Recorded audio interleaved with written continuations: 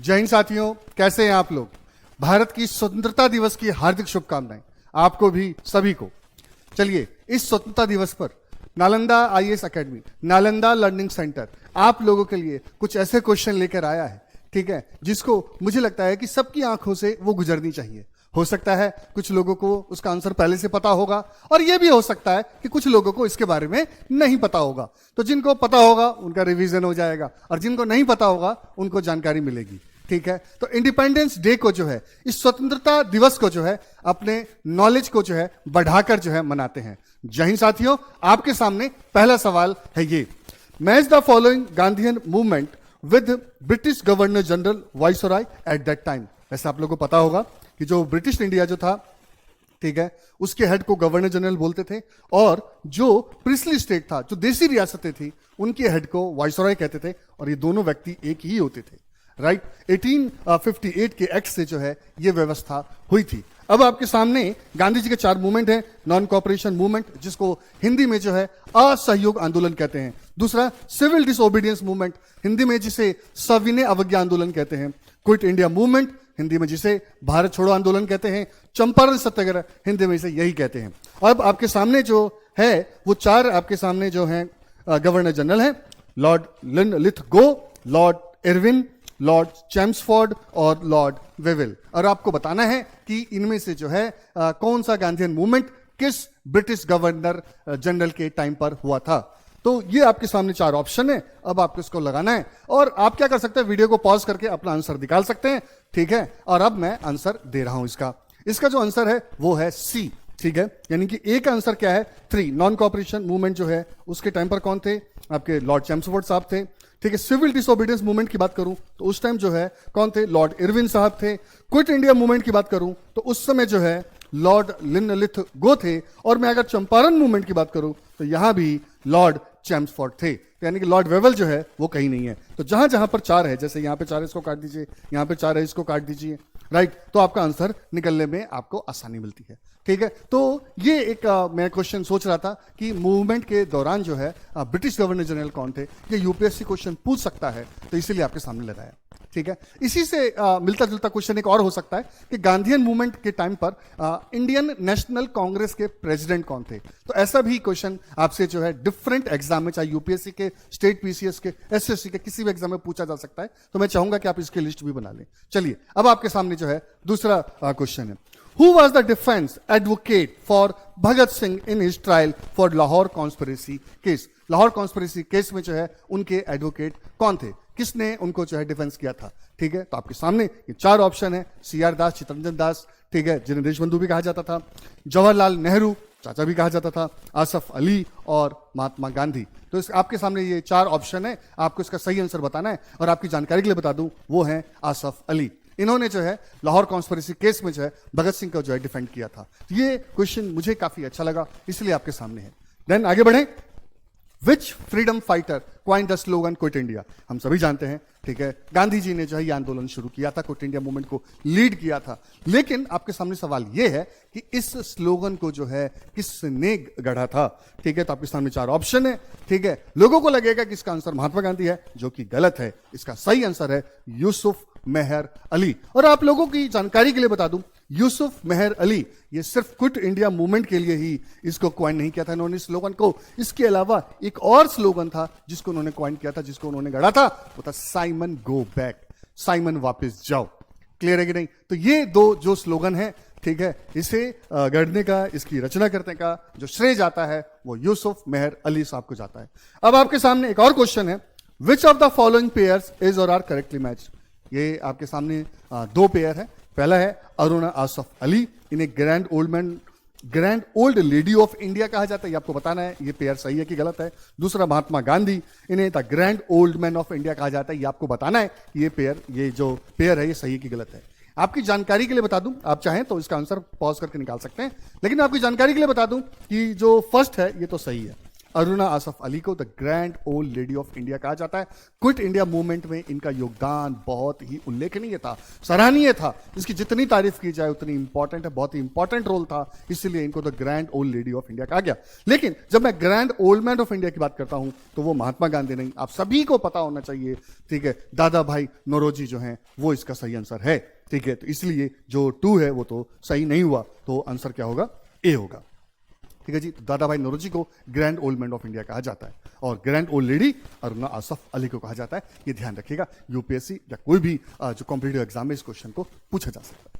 Next question आपके सामने है, which of the following pair is or are correctly matched. आपके सामने फिर 2 पेयर है, पहला बाल Gangadhar Tilak the father of Indian revolutionary movement और मैडम भीकाजी कामा। भीकाजी की कामा की स्पेलिंग ध्यान रखिएगा, कभी ऊपर नीचे हो जाती है, सी के बदले के भी लग जाता है, तो ये मत सोचिएगा कि नाम गलत है, सेमी पर बात है।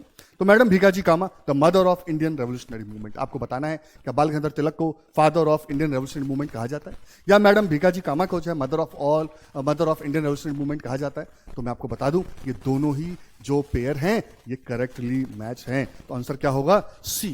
क्या होगा आंसर, सी होगा आंसर, ठीक है जी। तो ये ध्यान रखना है आपने, ठीक है, बाल गंगाधर तिलक और मैडम भीकाजी कामा। देन आगे बढ़े, फिर which of the following was used as symbol of unity and resistance during the revolt of 1857, 1857 की क्रांति में, ठीक है, जो सिंबल जो यूज किया गया था, जो चिन्ह जो था वो क्या था। तो आपके सामने द लोटस एंड चपाती, अगर आपका आंसर ए है, be the try colour of flag, जो तिरंगा झंडा है वो था, या खादी के कपड़े और चरखा, या सूर्य मतलब सन, मून और स्टार। तो इसका सही आंसर जो है वो मैं आप लोगों को बताऊं वो है ए, यानी लोटस और चपाती।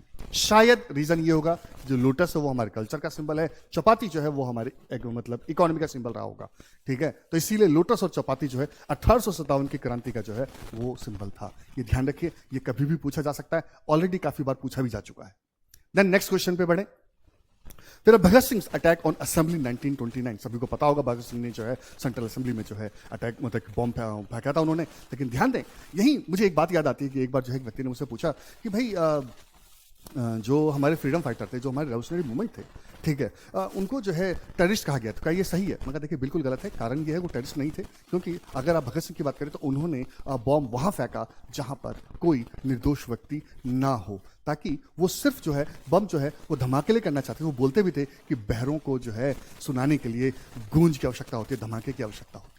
अगर कोई टेररिस्ट होता तो वो ऐसी जगह पर फेंकता जहां पर ज्यादा लोग हुए। आई होप आप समझ सकते हैं कि भगत सिंह को रेवोल्यूशनरी मतलब कि सोल्जर कहा जा सकता है, टेररिस्ट नहीं कहा जा सकता, ठीक है, ये ध्यान रखना है। लेकिन उनको इस काम की प्रेरणा कहां से मिली, तो मैं आपको बताना चाहता हूं। आपके सामने 4 ऑप्शन है, August Vaillant, Karl Marx, Vladimir Lenin और आपके जो है मैजिनी, ठीक है। अब ये आपको बताना है, तो आपके सामने ये 4 ऑप्शन है और मैं आपकी जानकारी बताना चाहता हूं। उनको ये प्रेरणा जो है अगस्त वैलेंट से मिली, जिन्होंने जो है फ्रेंच चैम्बर ऑफ डेप्यूटीज में जो है बॉम्ब फेंका था 1893 में। ये जो फ्रेंच चैम्बर ऑफ डेप्यूटीज है, मैं आपकी जानकारी के लिए बता दूं कि ये जो है कुछ और नहीं, फ्रेंच पार्लियामेंट का लोअर हाउस था, ठीक है, ये ध्यान रखना है। तो वहीं से ये प्रेरणा मिली। भगत सिंह बहुत किताबें पढ़ते थे, तो उन्हें जो है इंटरनेशनल रिलेशन और इंटरनेशनल हिस्ट्री की भी काफी अच्छी जानकारी थी। और जो मतलब जिसे कहते हैं कि जो गुणी आदमी होता है, जो सभ्य व्यक्ति होता है, ठीक है, जो अक्लमंद व्यक्ति होता है, वो इतिहास से सीखता है और उसकी अच्छी बातों को अपनी लाइफ में लेकर आता है। तो इस तरह से अगस्त वैलेंट, ठीक है, फ्रेंच मतलब की रेवोल्यूशन से ये जुड़े हुए हैं, थोड़ा सा इसका ध्यान रखना है, ठीक है। देन आगे बढ़े, फ्रेंच रेवोल्यूशन वाला नहीं, ये ध्यान रखिएगा। देन आगे बढ़े, which book written by Subhash Chandra Bose outlined his vision of India's post independence future, ठीक है। मुझे बड़ा दुख होता है कि लोग ना सुभाष चंद्र की बात करते हैं, लेकिन उनका विजन क्या था, उसकी अगर बारे में आप जानना चाहते हैं तो आपको किताब पढ़नी चाहिए, और वो कोई और नहीं, कौन सी है, द इंडियन स्ट्रगल, जिसमें उन्होंने बताया है कि उनकी क्या सोच है इंडिपेंडेंस इंडिया को लेकर, राइट। अच्छा, यहां मैं एक बात बताना चाहूंगा। सुभाष चंद्र बोस, जिन्होंने महात्मा गांधी को फादर ऑफ नेशन कहा, महात्मा गांधी जिन्होंने सुभाष चंद्र बोस को जो है क्या बोला, प्रिंस ऑफ पैट्रियट्स, देशभक्तों का राजकुमार कहा, ठीक है। तो मैं सिर्फ ये बात कहना चाहता हूं, इस स्वतंत्रता दिवस की पावन बेला पर जो है आप लोगों के सामने अपना एक विचार रखना चाहता हूं, वो ये कि हमारे जो फ्रीडम फाइटर हैं वो एक दूसरे की रिस्पेक्ट करते थे। लेकिन बड़े अफसोस की बात है कि आजादी के बाद जो है हमारे जो फ्रीडम फाइटर के जो सपोर्टर्स हैं, वो इन फ्रीडम फाइटर का नाम लेकर एक दूसरे फ्रीडम फाइटर को जो है उनका जो है मतलब क्या करते हैं, उनका मतलब अपमान करते हैं। ये बहुत ही दुख की बात है। ठीक है, देखिए ऐसा है, देश आजाद हो चुका है, हमें सभी अपने फ्रीडम फाइटर की कमियों की बात नहीं, उनसे सीखने की कोशिश करनी चाहिए। आप पसंद कर सकते हैं, ये आपकी अपनी मर्जी, आप किसी भी फ्रीडम फाइटर को जो है सपोर्ट कीजिए, पसंद कीजिए, ठीक है, लेकिन किसी का अपमान मत कीजिए। ठीक है, चलिए आगे बढ़े। तो इंडियन स्ट्रगल जो कि इनकी बुक है, इस बात का ध्यान रखना है। अच्छा, एक बात और मेरे मन में आई, वो ये कि अगर देशभक्तों का राजकुमार जो है कहा जाता है सुभाष चंद्र बोस को, तो शहीदों का राजकुमार किसे कहा जाता है? ठीक है, तो वो कोई और नहीं, भगत सिंह को कहा जाता है। तो मैं कोशिश कर रहा हूं कि क्वेश्चन के साथ साथ और भी ऐसे फैक्ट दूं कि अगर कॉम्पिटेटिव एग्जाम में आए तो आपको फायदा हो। चलिए आगे बढ़ें। ठीक है, तो अगला क्वेश्चन जो है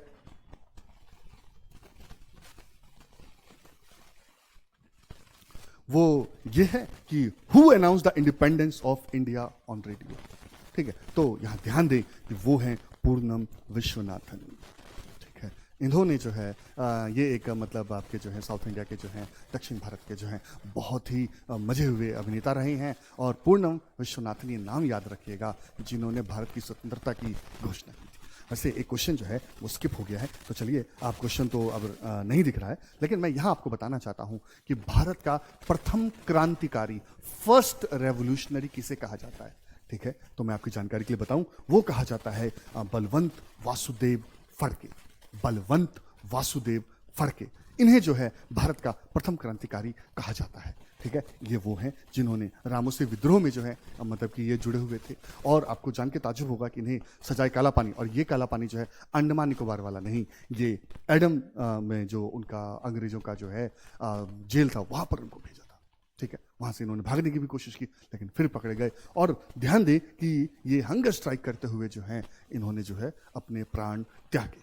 क्लियर है कि नहीं? ठीक है, तो ये ध्यान दीजिएगा कि भारत का प्रथम क्रांतिकारी कहा जाए तो कौन है? वासुदेव बलवंत फड़के। देन मैं आपसे एक सवाल और, वो ये कि यंगेस्ट फ्रीडम फाइटर जिस व्यक्ति को जो है, जिनको जो है क्या मिला था, फांसी की सजा मिली थी, वो है खुदीराम बोस। 18 साल की उम्र में जो है इनको फांसी की सजा मिली थी। तो अगर आपसे पूछा जाए कि भाई सबसे कम उम्र में किस क्रांतिकारी को फांसी की सजा मिली थी, तो वो है खुदीराम बोस। ये ध्यान रखें इस बात को। ठीक है, तो पहले क्रांतिकारी कौन? वो हैं आपके बलवंत वासुदेव फड़के, महाराष्ट्र से थे। ठीक है, और दूसरे की मैं अगर बात करूं तो यंगेस्ट आपके जो क्या बोलते हैं फ्रीडम फाइटर, जिन्हें क्या मिला था, जिन्हें फांसी की सजा मिली थी, वो हैं खुदीराम बोस। चलिए, तो मैंने आपके सामने जो है ये सारी बातें रखी। ठीक है, मैं ये चाहता था कि हम जो ये आज़ादी का जो हमारा त्यौहार है, स्वतंत्रता का जो ये महापर्व है, ठीक है, इसको जो है अपने ज्ञानवर्धन के साथ मनाएं। ठीक है, नालंदा अकेडमी की जो है, Nalanda ice academy, Nalanda learning centre का ये छोटा सा प्रयास था। मैं उम्मीद करता हूं आपको ये काफी पसंद आया होगा। और आप मुझे कमेंट सेक्शन में कमेंट करके बताएं कि कौन कौन से जो फैक्ट हैं जो आपके लिए न्यू थे, जो या फिर कौन कौन से ऐसे फैक्ट हैं जिसको जानकर आपको काफी अच्छा लगा, या फिर वो कौन सा क्वेश्चन है जो आपको सबसे अच्छा लगा। मैं आपके सारे कमेंट पढ़ूंगा, उसका जवाब भी दूंगा। तो मैं चाहता हूं आप लोग जो है कमेंट सेक्शन में जो है ज्यादा से ज्यादा जो है इसमें क्या करें, पार्टिसिपेट करें, और इस वीडियो को जो है लाइक भी करें, और इसे सब्सक्राइब भी करें, और ज्यादा से ज्यादा लोगों से शेयर करें, ताकि उनका भी जो है इस आजादी के महापर्व में जो है उनका भी ज्ञान बढ़े। ठीक है, तो जय हिंद साथियों, बहुत बहुत धन्यवाद आपका। ठीक है, वंदे मातरम।